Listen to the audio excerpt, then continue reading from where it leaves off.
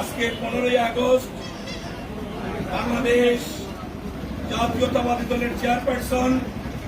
বাংলাদেশের সাবেক তিনবারের সফল প্রধানমন্ত্রী দেশনেত্রী বেগম খালেদা জিয়ার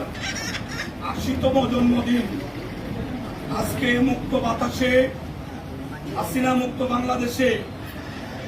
ফ্যাসিবাদের পতনের পরে এটা আমাদের দ্বিতীয় বেগম খালেদা জিয়ার জন্মদিন উদযাপন। আমরা যে বলি বিএনপি বাংলাদেশের সর্ববৃহত্তম দায়িত্বশীল জনপ্রিয় রাজনৈতিক দল, আজকে বেগম খালেদা জিয়ার এই জন্মদিনে রাষ্ট্রীয় কোনো প্রজ্ঞাপন নয়,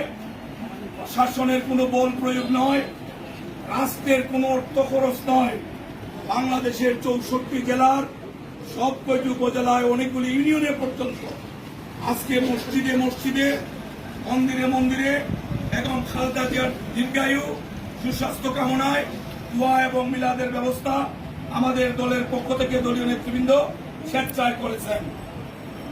আজকে এই দিনটির সামনে রেখে বিএনপির স্ট্যান্ডিং কমিটির মিটিংয়ে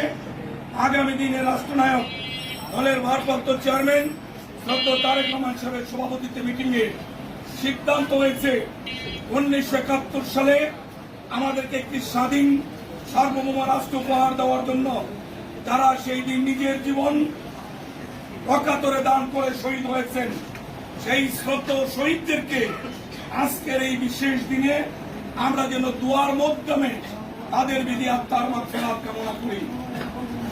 স্বৈরাচারের সাদের কবল থেকে গণতন্ত্র পুনরুদ্ধারের জন্য এই 90 গণতান্ত্রিক আন্দোলনে যারা শহীদ হয়েছেন সেই শহীদ ভাই বোনদেরকে যেন আজকে আমরা দোয়ায় তাদেরকে শহীদ করে মহান আল্লাহর কাছে আমরা 2 হাত তুলি। এই গত 24 জুলাই, আগস্ট, 36 এই আন্দোলনকে সামনে রেখে যারা শহীদ হয়েছেন সেই শহীদ ভাই বোনদেরকে যেন আজকের দোয়ায় আমরা সম্পৃক্ত রেখে মহান আল্লাহর কাছে দোয়া করি। 71, 90 এবং 24 দেশ এবং দেশের মানুষকে মুক্ত করতে গিয়ে যারা শহীদ হয়েছেন, বঙ্গুত্ব বরণ করেছেন তাদের